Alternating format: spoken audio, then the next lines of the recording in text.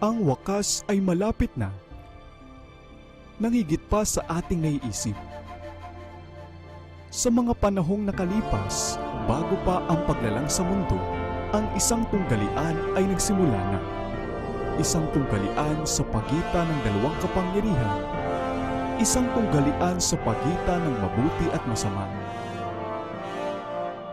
Isang tunggalian na magpapabago sa takbo ng panahon. Ito ang malaking tunggalian.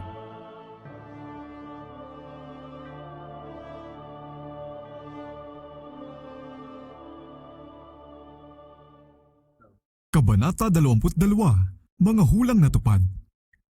Nang lumipas ang panahon na unang inaasahan ang pagdating ng Panginoon, noong tagsibol ng taong 1844, yung mga may pananampalatayang naghintay sa kanyang pagpapakita ay ilang panahong ding nabalot ng pag-aalinlangan at kawalang katiyakan. Bagaman ipinalalagay ng sanglibutan na sila'y lubusang nabigo at napatunayang isang paggaling lang ang pinakatatangi nila, ang salita pa rin ng Diyos ang siyang bukal ng kanilang kaaliwan. Marami ang nagpatuloy sa pagsasaliksik ng kasulatan na muling sinisiyasat ang mga katibayan ng kanilang pananampalataya at pinag-aaralang mabuti ang mga propesiya upang magkamit pa ng higit na liwanag. Ang patotoo ng Biblia na nagpapatunay sa kanilang paniniwala ay wari namang malinaw at kapanipaniwala. Ang mga tanda na di maaaring mapagkamalian ay nagpapakitang malapit na ang pagdating ni Kristo. Ang natatanging pagpapala ng Panginoon, kapwa sa pagkahikayat ng mga makasalanan at muling pagsigla sa buhay espiritual sa gitna ng mga Kristiyano ay nagpapatotoo na ang mensahe ay mula sa langit. At bagaman di maipaliwanag ng mga mananampalataya ang kanilang pagkabigo, sila'y nakasisiguro na ang Diyos ang nanguna sa kanila sa nakalipas nilang karanasan. Kasama ng mga hulang ipinalagay nilang nauukol sa panahon ng ikalawang pagdating ay isang tagubiling lalo ng angkop sa kanilang kalagayan ng pag-aalinlangan at pagkabalisa at nagpapalakas sa kanila upang matyagang maghintay sa pagtitiwala na ang malabo sa kanilang pangunawa ngayon ay magiging malinaw sa tamang panahon. Ang isa sa mga hulang ito ay yung nasa Habakuk 2:1-4. Ako'y tatayo upang magbantay at magbabantay ako sa ibabaw ng tore at tatanaw upang makita ko kung ano ang kanyang sasabihin sa akin at kung ano ang aking isasagot tungkol sa aking daing. Ang Panginoon ay sumagot sa akin, isulat mo ang pangitain at gawin mong malinaw sa mga tapyas ng bato upang ang makabasa niyoon ay makatakbo. Sapagkat ang pangitain ay naghihintay pa ng panahon nito at nagsasalita tungkol sa wakas, hindi ito magsisinungaling. Kung ito'y parang mabagal ay hintayin mo, ito'y tiyak na darating, hindi ito maaantala. Masdan mo ang palalo, hindi tapat sa kanya ang kaluluwa niya, ngunit ang matuwid ay mabubuhay sa pananampalataya. Noong taong 1842 pa lang, ang utos na ibinigay sa hulang ito na isulat mo ang pangitain at gawin mong malinaw sa mga tapyas na bato upang ang makabasa niyon ay makatakbo, ay nagpahiwatig na kay Charles Fitch na gumawa ng isang chart ng propesiya upang ilarawan ang mga pangitain sa Daniel at sa Apokalipsis. Ang pagkalathala ng talangguhit na ito ay tinuturing na katuparan ng utos na ibinigay sa pamamagitan ni Habakuk. Gayunman, walang nakapansin noon sa isang parang pagkaantala pala sa katuparan ng pangitain, isang panahon ng pagkabalam ang ipinahayag sa hula ring iyon. Pagkaraan ng panahon ng kabiguan, lumabas na napakahalaga ang talatang ito. Ang pangitain ay naghihintay pa ng panahon nito at nagsasalita tungkol sa wakas, hindi ito magsisinungaling. Kung ito'y parang mabagal ay hintayin mo, ito'y tiyak na darating, hindi ito maantala, ang matuwid ay mabubuhay sa pananampalataya. Ang isang bahagi ng hula ni Ezekiel ay pinagmulan din ng lakas at kaaliwan ng mga mananampalataya. Ang salita ng Panginoon ay dumating sa akin na sinasabi, Anak ng tao, ano ang kawikaang ito na meron ka tungkol sa lupain ng Israel na sinasabi, ang mga araw ay tumatagal at ang bawat pangitain ay nawawalang kabuluhan? Kaya't sabihin mo sa kanila, ganito ang sabi ng Panginoong Diyos, ang mga araw ay malapit na at ang katuparan ng bawat pangitain. Ako na Panginoon ay magsasalita ng salita na aking sasalitain at ito ay matutupad. Hindi na ito magtatagal pa. Silang nasa sambahayan ni Israel ay nagsasabi, Ang pangitain na kanyang nakikita ay sa darating pang maraming mga araw at siya'y nagsasalita ng propesiya sa mga panahong malayo, kaya't sabihin mo sa kanila, ganito ang sabi ng Panginoong Diyos, hindi na magtatagal pa ang aking mga salita, kundi ang salita na aking sinalita ay matutupad, sabi ng Panginoon. Ezekiel 12:21-25, 27 at 28.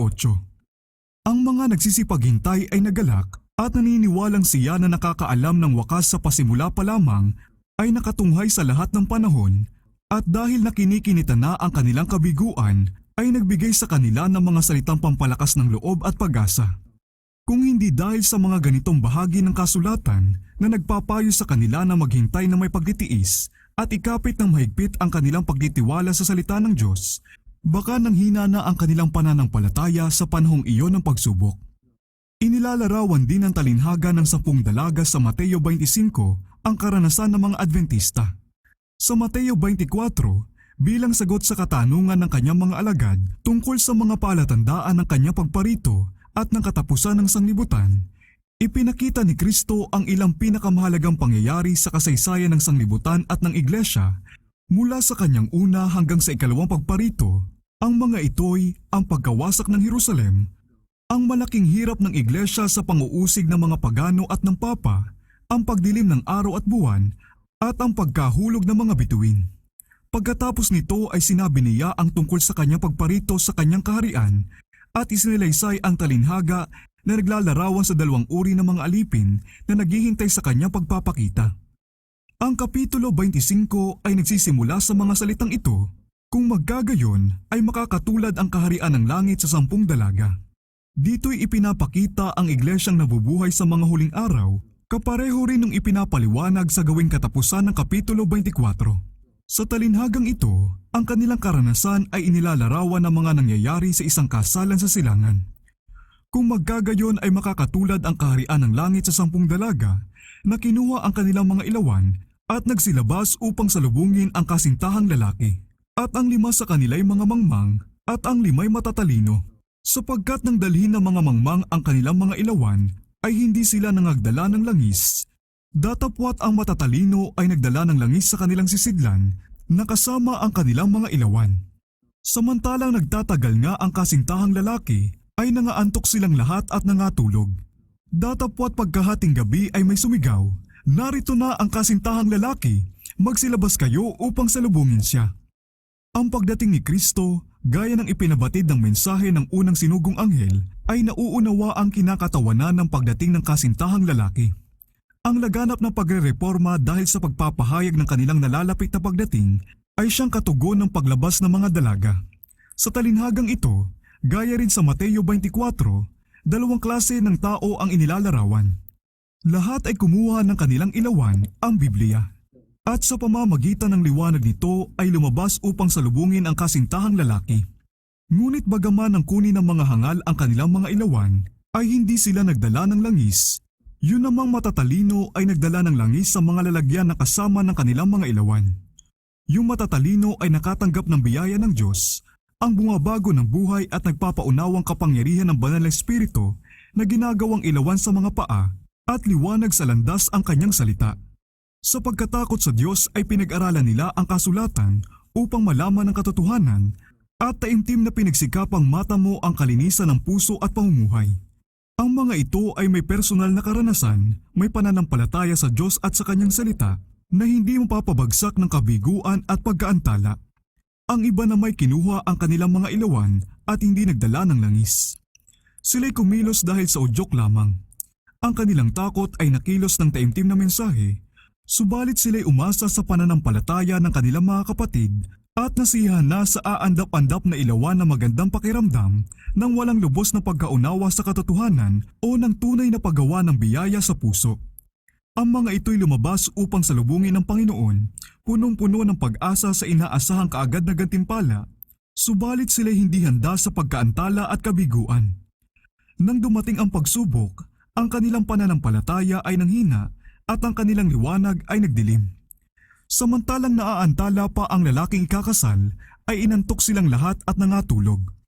Ang pagkaantala ng lalaking ikakasal ay kumakatawan sa paglipas ng panahon na ang Panginoon ay inaasahang darating, kumakatawan sa kabiguan at sa mukhang pagkaantala.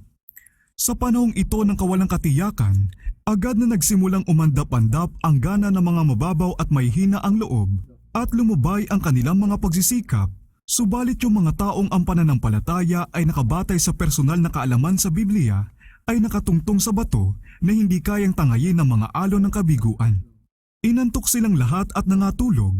Ang isang grupo ay sa kawalang malasakit at pagpapabaya sa kanilang pananampalataya at ang isang grupo naman ay sa matyagang paghihintay hanggang ang mas malinaw na liwanag ay ibigay.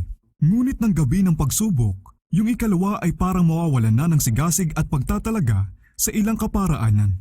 Ang mga may hina ang loob at mabababaw ay hindi na maaaring sumandal pa sa pananampalataya ng kanilang mga kapatid.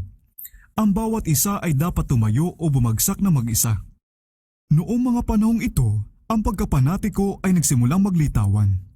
Ang ibang nagsasabing sila'y masigasig na mananampalataya sa mensahe ay tumanggi sa salita ng Diyos bilang isang hindi nagkakamaling gabay at dahil sa pag-aangking sila'y ginagabayan ng Espiritu, ay ibinigay nila ang kanilang sarili sa pagkontrol ng sarili nilang mga pakiramdam, palagay at guni-guni. May ibang nagpakita ng bulag at panatikong sigasig na kinukondena ang lahat ng hindi sasang-ayon sa kanilang paraan. Ang kanilang mga panatikong iniisip at ginagawa ay hindi sinang-ayunan ng nakararaming Adventista, pero ito'y nagsilbi pa rin kasiraan sa gawain ng katotohanan. Si Satanas ay nagsisikap sa pamamagitan nito na labanan at siraan ang gawain ng Diyos. Ang mga tao'y lubos na napupukaw ng kilusang Adventista, libu-libong makasalanan ang nahikayat at ang mga taong tapat ay itinatalaga ang kanilang sarili sa gawain ng pagpapahayag ng katotohanan maging sa panahon ng pagkaantala. Ang prinsipe ng kasamaan ay nawawala na ng kanyang sakop at upang magdulot ng kasiraan sa gawain ng Diyos ay sinikap niyang dayain ang ibang nagpapahayag ng pananampalataya at itaboy sila sa pagmamalabis. Kaya't ang kanyang mga alagad ay nakatayong handa upang samantalahin ang bawat pagkakamali, bawat kabiguan, bawat pagkilos na di nararapat at iharap ito sa mga tao sa isa talagang pinakasobrang liwanag upang gawing kasuklam-suklam ang mga Adventista at ang kanilang pananampalataya. Kaya kung mas marami ang mapapasok niya para magpanggap ng pananampalataya sa ikalawang pagparito habang kinokontrol ng kanyang kapangyarihan ang kanilang mga puso, mas malaki ring pakinabang ang makukuha niya sa pamamagitan ng pagtawag ng pansin sa kanila bilang kinatawan ng buong grupo ng mananampalataya. Si Satanas ang tagaparatang sa ating mga kapatid at espiritu niya ang humihimok sa mga tao na abangan ang mga pagkakamali at kasiraan ng bayan ng Panginoon at ito itaas para mapansin samantalang ang kanilang mabubuting gawa ay hindi man lang nababanggit. Siya'y laging aktibo kapag ang Diyos ay gumagawa para sa kaligtasan ng mga kaluluwa. Kapag ang mga anak ng Diyos ay nagsisiparoon upang iharap ang kanilang mga sarili sa Diyos, si Satanas ay nakikisama rin sa kanila. Sa bawat revival, siya ay handang magpasok ng mga hindi napabanal ang puso at hindi balanse ang isipan. Kapag tinanggap nila ang ilang bahagi ng katotohanan at magkaroon na ng lugar sa mga mananampalataya, ginagamit niya sila upang magpasok ng mga kuro-kuro na dadaya sa mga walang ingat. Walang sino mang mapapatunayan na siya'y isang tunay na Kristiyano dahil lang sa siya'y kasama ng mga anak ng Diyos. Kahit pa sa bahay-sambahan at sa palibot ng hapag ng Panginoon, si Satanas ay kadalasang naroon sa pinakataimtim na mga okasyon sa anyo ng mga magagamit niya bilang ahensya niya. Ipinaglalaban ng prinsipe ng kadiliman ang bawat pulgada ng lupa kung saan sumusulong ang bayan ng Diyos sa kanilang paglalakbay patungo sa makalangit na lungsod. Sa buong kasaysayan ng iglesia, walang reformasyong isinulong nang walang nasasagupang mabibigat na balakid. Ganyan din noong panahon ni Pablo. Saan man magtatag ng iglesia ang apostol, ay may mga nagpapanggap na tinanggap ang pananampalataya, ngunit nagpapasok naman ng mga maling aral na kapag tinanggap ay agad na mawawala ang pagmamahal sa katotohanan. Maging si Luther ay nagdanas din ng malaking kabalisahan at pagkabahala dahil sa mga pinagagagawa ng mga panatikong tao na nagsasabing ang Diyos ay diretsahang nagsasalita sa pamamagitan nila at sa ganong paraan ay ginagawa nilang mas mataas ang kanilang mga iniisip at opinyon sa mga patotoo ng kasulatan. Ang karamihan na kulang sa pananampalataya at karanasan, ngunit higit na mapagsarili at gustong marinig at magsabi ng mga bagong bagay, ay nadaya ng mga pagkukunwari ng mga bagong tagapagturo at sila'y sumama sa mga ahensya ni Satanas sa gawain ng pagwasak sa mga inudyok ng Diyos na itayo ni Luther. At ang mga Wesley at iba pang naging pagpapala sa mundo sa pamamagitan ng kanilang impluensya at pananampalataya ay nakaharap din sa bawat takbang ang mga pakana ni Satanas na itulak ang mga taong sobrang sigasig, di balanse at mga walang kabanalan sa iba't ibang uri ng pagkapanatiko. Si William Miller ay hindi sang-ayon sa mga impluensyang mauuwi sa pagkapanatiko. Gaya ni Luther ay sinabi niya na ang bawat espiritu ay dapat subukin ng salita ng Diyos. Ang dyablo, sabi ni Miller, ay may malakas na kapangyarihan sa isipan ng iba sa panahon ngayon. At paano natin malalaman kung sa anong uri sila ng espiritu? Ang Biblia ang sumasagot. Makikilala ninyo sila sa pamamagitan ng kanilang bunga. Maraming espiritu ang naglipa na sa sanglibutan at tayo inutusang subukin ang mga espiritu. Ang espiritu na di magiging dahilan upang tayo mamuhay ng may pagpipigil, matuwid at makadiyos sa sanglibutang ito ay hindi espiritu ni Kristo. Lalo akong nakukumbinsi na malaki ang kinalaman ni Satanas sa mga kakaibang kilusang ito. Marami sa atin na nagkukunwaring lubos na napabanal ay sumusunod sa mga tradisyon ng tao at parang kasing ignorante rin sa katotohanan nung ibang hindi gumagawa ng ganong pagkukunwari. Bliss, pages 236-237. Ang espiritu ng kamalian ay maglalayo sa atin sa katotohanan at ang espiritu ng Diyos ang maghahatid sa atin sa katotohanan. Subalit, sinasabi ninyo na ang isang tao'y maaaring nasa kamalian, ngunit iisiping nasa kanya ang katotohanan. Paano ito? Ang sagot namin, ang espiritu at ang salita ay nagkakasundo. Kung hinahatulan ng tao ang kanyang sarili sa pamamagitan ng salita ng Diyos at nakikita ang sakdal na pagkakasundo sa buong kasulatan, kung gayoy dapat siyang maniwala na nasa kanya ang katotohanan. Ngunit kung nakikita niyang ang espiritong pinag-aakayan sa kanya ay hindi kasang-ayon ng buong diwa ng kautusan o aklat ng Diyos, lumakad siyang maingat dahil baka siya'y mahuli sa mga bitag ni Satanas. The Advent Herald and Signs of the Times Reporter, Volume 8, Number 23, January 15, 1845. Madalas pa akong nakakakuha ng higit na katibayan ng pangloob na kabanalan sa nangingislap na mata, basang pisngi, at naiiyak na pagsasalita kaysa sa lahat ng ingay ng sangkakristyanuhan. Bliss, page 282. Sa panahon ng Reformasyon, ang lahat ng kasamaan ng pagkapanatiko ay ipinararatang ng mga kaaway nito doon mismo sa mga pinakamasisigasig na kumakalaban dito. Ganong ding hakbangin ang ginawa ng mga kalaban ng kilusang Adventista at hindi pa nasiyahan sa maling pagpaparatang at pagpapalaki sa mga kamalian ng mga panatiko. Sila'y nagpakalat pa ng mga nakakapinsalang ulat na ni bahagya'y hindi man lang kapareho ng kung anong totoo. Ang mga taong ito'y pinakikilos ng masamang isipan at pagkamuhi. Ang kanilang kapayapaan ay nagambala ng pagpapahayag na si Kristo ay malapit na. Natatakot silang baka ito'y totoo nga, subalit umaasang hindi sana, at ito ang sekreto ng kanilang pakikipaglaban sa mga Adventista at sa kanilang pananampalataya. Ang katunayan ng mailang panatikong nakapasok sa hanin ng mga Adventista ay hindi dahilan para hatulang hindi sa Diyos ang kilusan, gaya rin naman sa panahon ni Pablo o ni Luther na ang pagkakaroon ng mga panatiko at mandaraya sa iglesia ay hindi sapat na dahilan para hatulan ang kanilang gawain. Hayaang gumising ang bayan ng Diyos sa pagkakatulog at simulan sa kasigasigan ang gawain ng pagsisisi at pagbabago. Saliksikin nila ang mga kasulatan upang malaman ang katotohanan kung paanong ito'y naka Jesus, magtalaga sila ng lubos sa Diyos at hindi mawawala ng katibayan na si Satanas ay aktibo at alisto pa rin. Ipapakita niya ang kanyang kapangyarihan sa lahat ng posibleng pandaraya na tinatawagan ang tulong ng lahat ng nagkasalang anghel sa kanyang nasasakupan. Hindi ang pagpapahayag ng ikalawang pagparito ang siyang lumikha ng pagkapanatiko at pagkakahati-hati. Ang mga ito'y lumitaw noong tag-araw ng taong 1844 nang ang mga Adventista ay nasa kalagayan ng pag-aalinlangan at kalituhan ukol sa kanilang tunay na pinaniniwalaan. Ang pangangaral tungkol sa mensahe ng unang anghel at sa sigaw sa hating gabi ay tuwirang makakapigil sa pagkapanatiko at awayan. Yung mga nakibahagi sa mga taimtim na kilusang ito ay nagkakasundo. Ang mga puso nila'y punong-puno ng pag-ibig para sa isa't isa at para kay Jesus na inaasahan nilang malapit ng makita. Ang isang pananampalataya at isang mapalad na pag-asa ang nag-angat sa kanila sa ibabaw ng pagkontrol ng anumang impluensya ng tao at napatunayang sanggalang laban sa pagsalakay ni Satanas. Samantalang naaantala pa ang lalaking ikakasal, ay inantok silang lahat at nakatulog. Subalit ng hating gabi na ay may sumigaw, "Narito na ang lalaking ikakasal, lumabas kayo upang salubungin siya."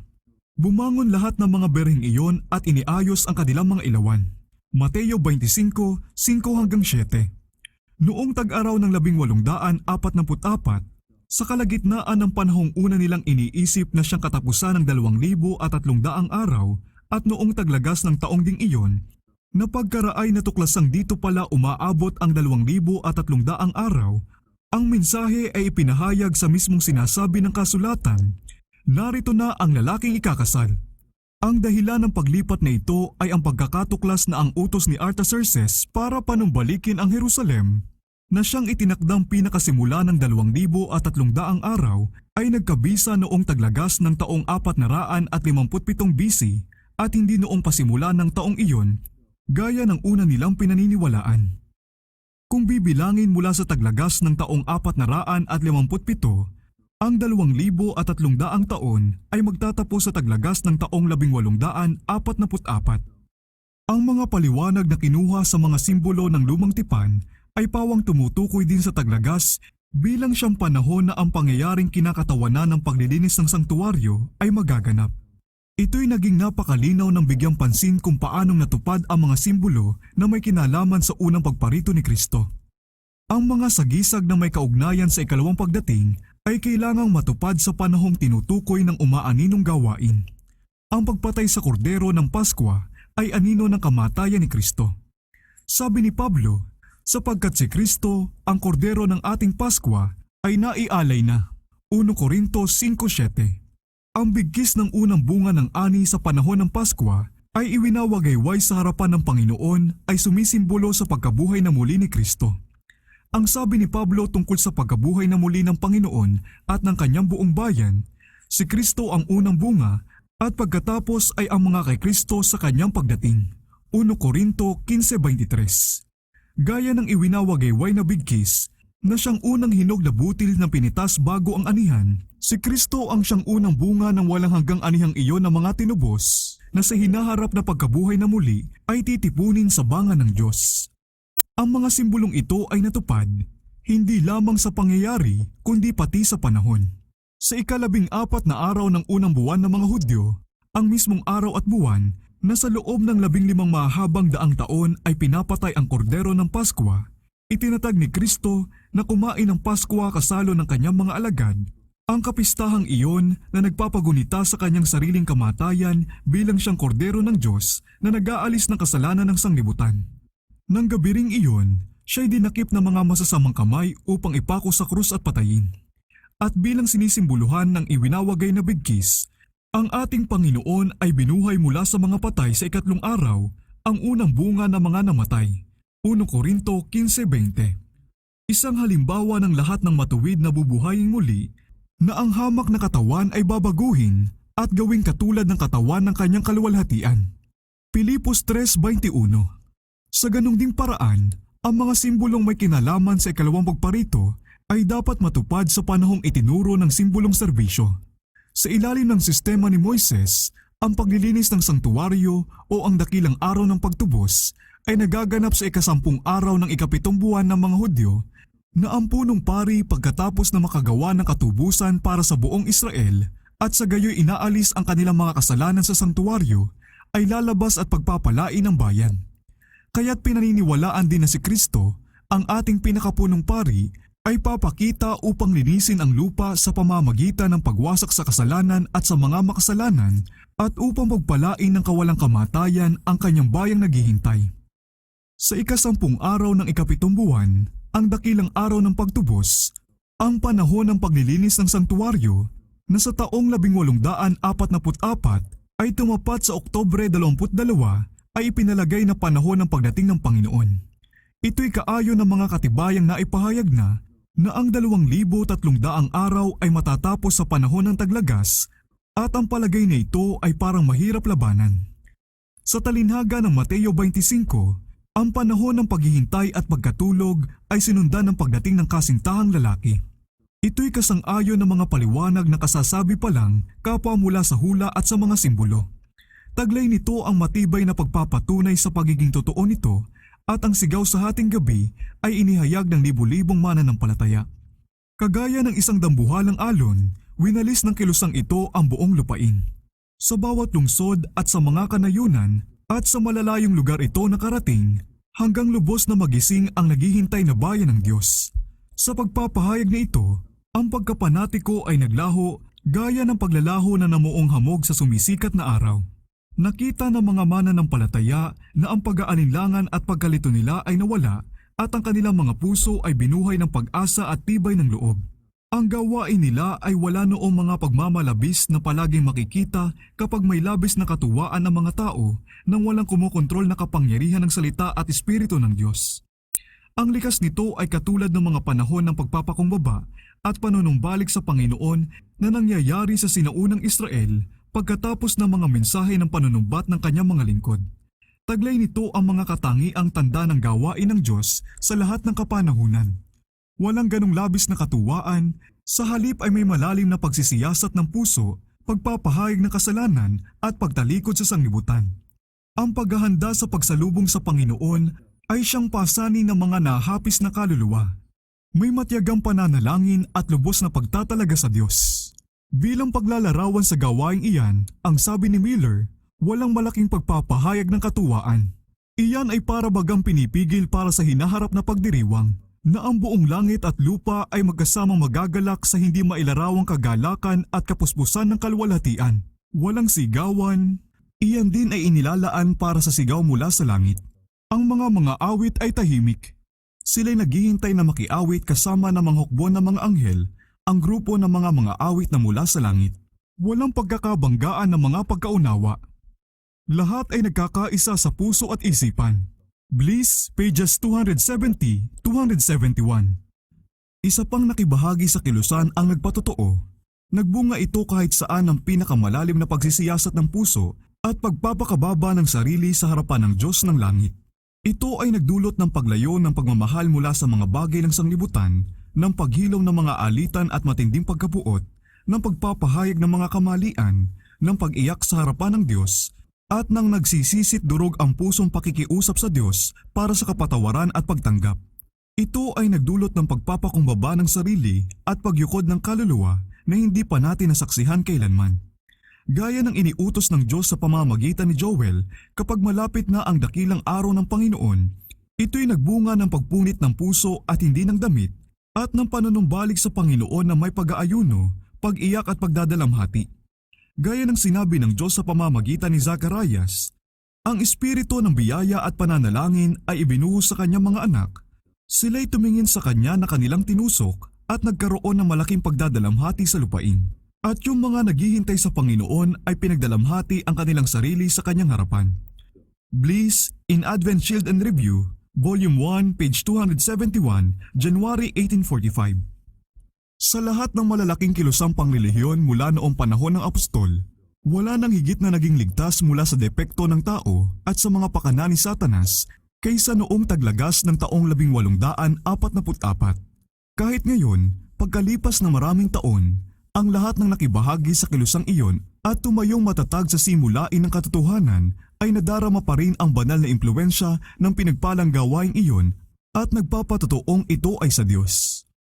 Nang manawagan na, narito na ang lalaking kakasal, lumabas kayo upang salubungin siya. Ang mga naghihintay ay bumangon at iniayos ang kanilang mga ilawan. Pinag-aralan nila ang salita ng Diyos na may matinding interes na dati hindi pa naririnig. Ang mga anghel ay sinugo mula sa langit upang gisingin ang mga pinanghinaan ng loob at upang maihanda sila sa pagtanggap sa mensahe. Ang gawain ay tumayo hindi sa karunungan at pinag-aralan ng tao, kundi sa kapangyarihan ng Diyos. Hindi ang mga matatalino, kundi ang mga pinakamabababa at natatalaga ang unang duminig at sumunod sa panawagan. Iniwan ng mga magsasaka ang kanilang mga itinanim sa bukiran, ibinaba ng mga mekaniko ang kanilang mga gamit, at may luha at kagalakang humayo upang ipahayag ang babala. Yung mga dating nangunguna sa gawain ay kasama ng mga huling umanib sa kilusang ito. Isinara ng mga iglesia sa pangkalahatan ang kanilang mga pintuan laban sa mensaheng ito at malaking grupo ng mga tumanggap sa mensahe ang umalis sa kanilang kinaaniban. At sa patnubay ng Diyos, ang pagpapahayag na ito ay nakiisa sa mensahe ng ikalawang anghel at nagbigay ng kapangyarihan sa gawaing iyon. Ang mensaheng, narito na ang lalaking kakasal, ay hindi gaanong pinagtalunan, kung sa bagay, ang mga katibayan sa kasulatan ay malinaw at kapanipaniwala. Kasama nito ang humihimok na kapangyarihan na kumilos sa mga kaluluwa. Walang pag-aalinlangan, walang pagtatanong. Sa panahon ng matagumpay na pagpasok ni Kristo sa Jerusalem, ang mga tao na nagkatipon mula sa lahat ng bahagi ng lupain upang magdiwang ng kapistahan ay nagdaan sa mga bundok ng Olibo, at samantalang nakikisama sa karamihang sumasabay kay Jesus, ay nakuha nila ang inspirasyon ng oras na iyon at tumulong na palakasin ang sigaw, "Mapalad ang dumarating sa pangalan ng Panginoon." Mateo 21:9. Sa ganong ding paraan, ang mga di naniniwala na nagdagsaan sa mga pagpupulong Adventista, ang iba'y dahil sa pag-uusisa, ang iba na may para manlibak lang, ay nadama ang humihikayat na kapangyarihang kasama ng mensaheng, narito na ang lalaking ikakasal. Noong panahong iyon ay nagkaroon ng pananampalatayang nagdala ng kasagutan sa panalangin. Pananampalatayang kumikilala sa bayad pagal na gantimpala. Gaya ng ambon sa uhaw na lupa, ang espiritu ng biyaya ay bumaba sa mga maalab na naghahanap. Yung mga umasa na hindi na magtatagal pa at mukhaan na nila makakaharap ang kanilang manunubos ay nakadama ng banal na katuwaang hindi mabigkas. Tinunaw na nagpapalambot at nagpapasukong kapangyarihan ng banal na espiritu ang kanilang mga puso habang ibinubuhos niya ng may masaganang sukat sa mga tapat na sumasampalataya ang kanyang pagpapala. Maingat at taimtim na sinapit ng mga nagsitanggap sa mensahe ang panahong inaasahan nilang makikita ang kanilang Panginoon. Tuwing umaga ay nadarama nilang tungkulin nilang tiyakin ang katibayan na silang ay tinatanggap ng Diyos. Ang kanilang mga puso'y malapit na nagkakaisa at sila'y labis na dumadalangin magkakasama at para sa isa't isa. Madalas silang nagkakatipon sa mga liblib na lugar upang makipag-ugnayan sa Diyos, at ang tinig ng pamamagitan ay pumailang lang mula sa mga bukid at kakahuyan. Ang katiyakan ng pagsang-ayon ng tagapagligtas ay mas kailangan nilang higit kaysa sa pang-araw-araw na pagkain, at kapag pinakukulimlim ng ulap ang kanilang isipan, hindi sila tumitigil hanggang ito'y hindi napaparam. Sa pagkadama nila sa katibayan ng biyayang nagpapatawad, ay nasasabik silang makita siya na minamahal ng kanilang kaluluwa. Subalit sila'y muling nakatalagang mabigo. Lumipas ang panahon hinihintay, ngunit ang kanilang tagapagligtas ay hindi nagpakita. May matibay na pagtitiwalang sila'y umasa sa kanyang pagdating, ngunit ngayon nadama nila ang gaya kay Maria noong siya'y dumating sa libingan ng tagapagligtas at masumpuang ito'y walang laman. Siya'y napabulalas na umiiyak. "Kinuha nila ang aking Panginoon at hindi ko alam kung saan nila siya inilagay." Juan 20:13. Isang pagkasindak, takot na baka totoo nga ang mensahe ang siyang pansamantalang nakapigil sa sanglibutang hindi naniniwala. Nang lumipas ang panahong hinihintay, ang takot na ito ay hindi agad na nawala. Hindi muna sila nagdiwang dahil sa mga nabigo, ngunit nang walang makitang palatandaan ng galit ng Diyos, nakabawi sila mula sa pagkatakot at itinuloy ang kanilang paninira at panglilibak.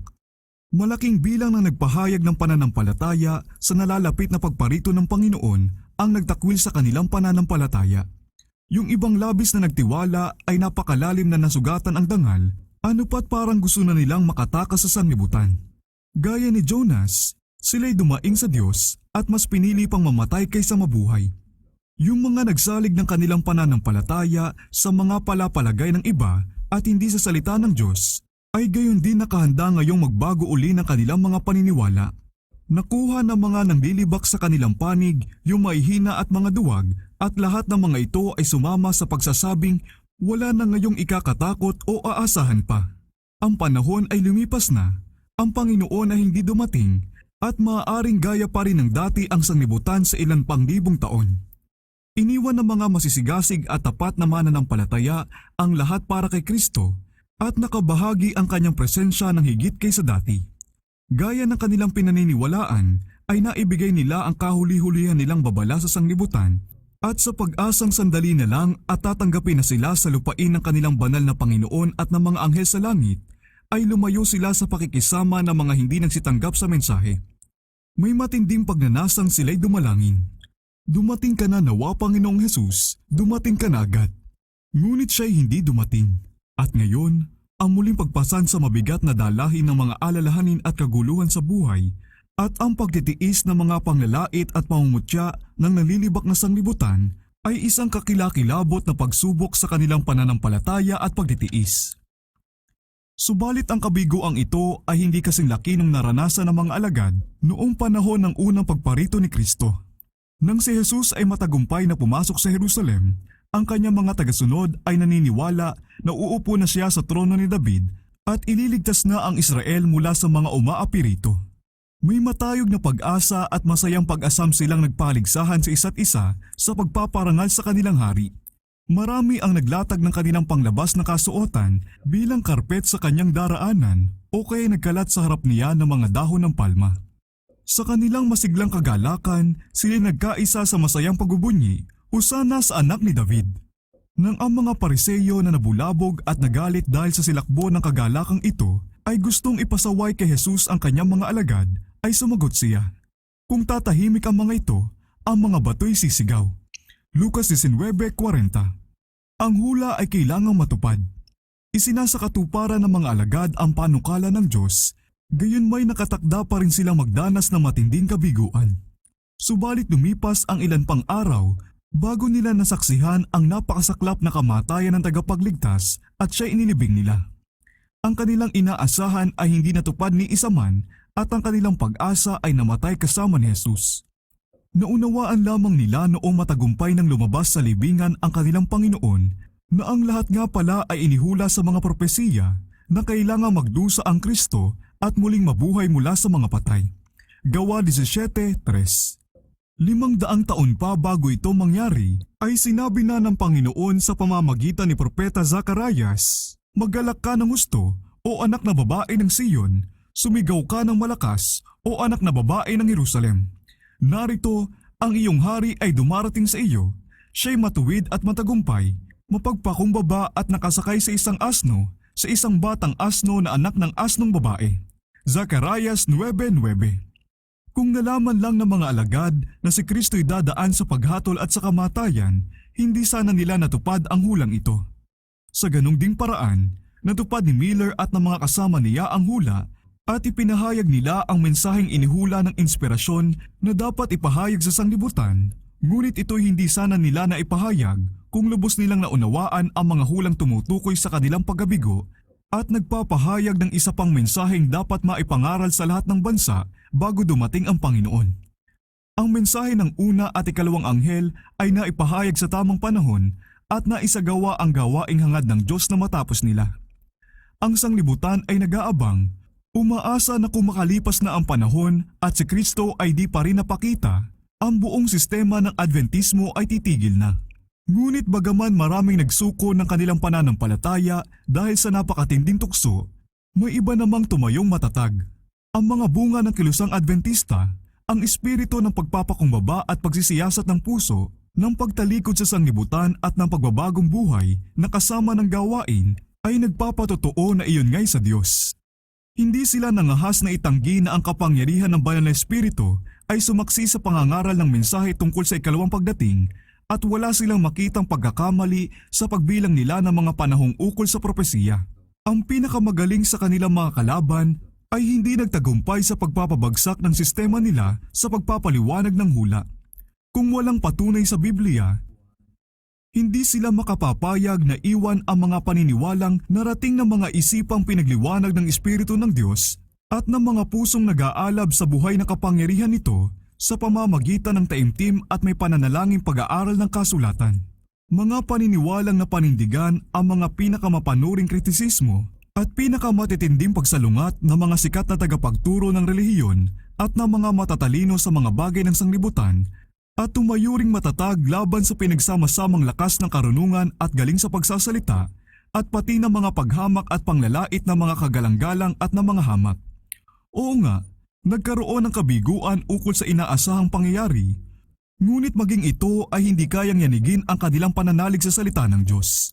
Noong ipahayag ni Jonas sa mga lansangan ng Nineveh na sa loob lang ng 40 araw ay pababagsakin na ang lungsod, Ang pagpapakumbaba ng mga taga Nineveh ay tinanggap ng Panginoon at pinatagal pa ang panahon ng palugit sa kanila. Gayon may Diyos pa rin ang nagpadala sa mensahe ni Jonas at ang Nineveh ay nasubok ayon sa kanyang kalooban. Naniniwala ang mga Adventista na sa ganung ding paraan ay pinangunahan sila ng Diyos upang ipangaral ang babala tungkol sa paghukom. Ang sabi nila, sinubok nito ang mga puso ng lahat ng nakarinig nito at ginising ang pagnanais nila para sa pagpapakita ng Panginoon o kaya na may naglabas ng pagkamuhi sa kanyang pagdating, halata man o hindi, ngunit alam ng Diyos.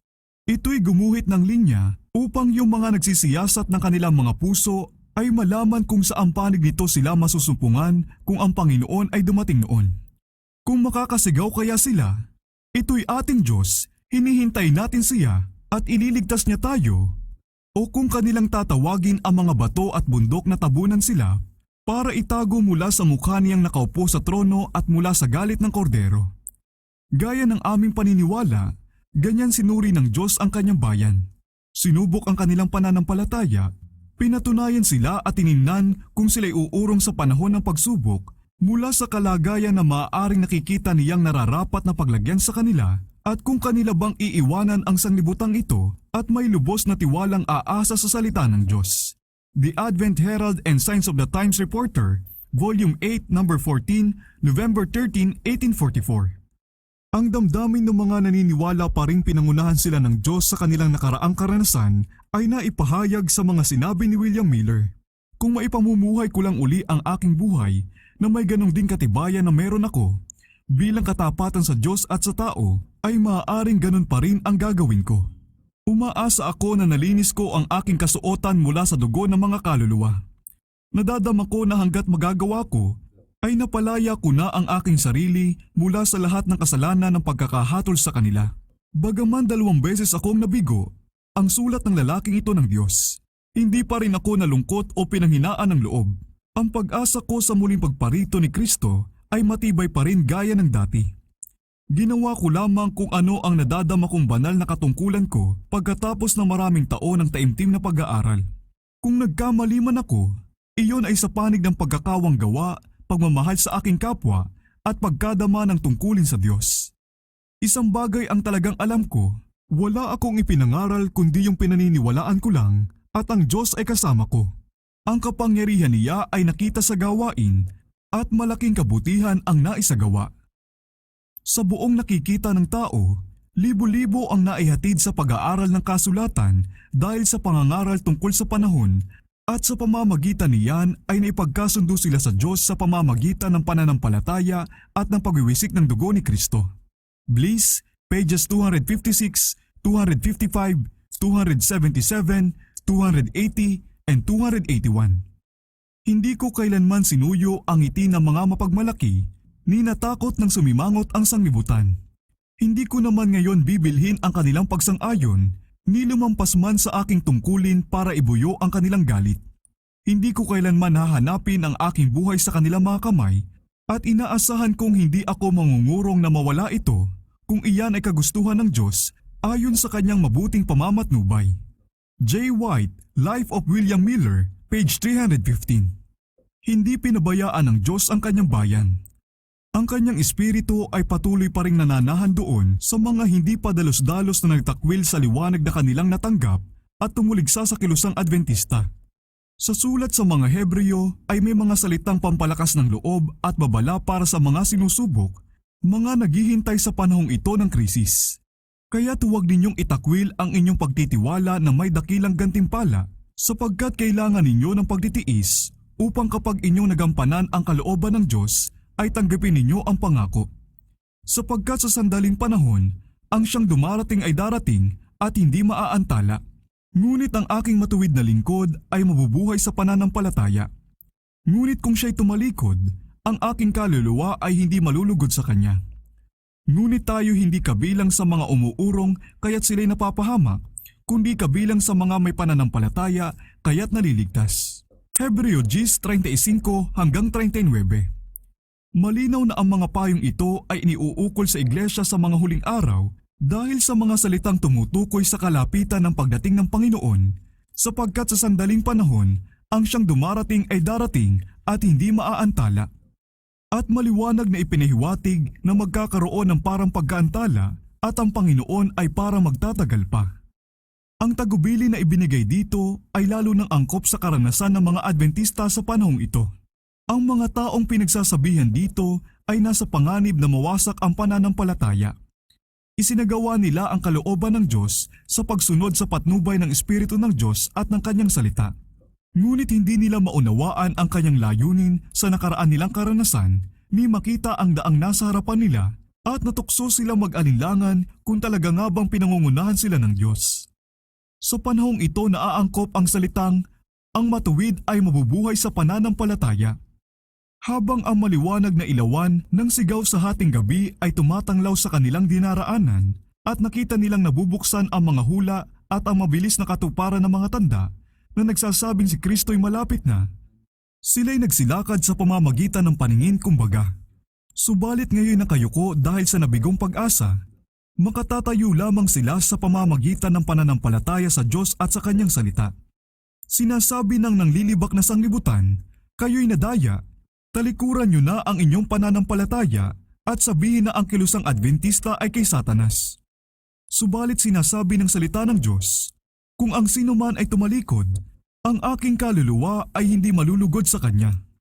Ang itakwil ang kanilang pananampalataya ngayon at pabulaanan ang kapangyarihan ng banal na espiritu na kasama ng mensahe ay pagtalikod tungo sa kapahamakan. Sila'y hinimok na maging matatag na mga salita ni Pablo, kaya huwag ninyong itakwil ang inyong pagtitiwala, kailangan ninyo ang pagtitiis, sapagkat sa sandaling panahon, ang siyang dumarating ay darating at hindi maaantala. Ang tanging ligtas na hakbangin nila ay ang pakamahalin ang liwanag na natanggap na nila mula sa Diyos, manghawak ng matibay sa kanyang mga pangako, magpatuloy sa pagsasaliksik ng kasulatan at matiyagang maghintay at mag-abang na tumanggap ng higit pang liwanag.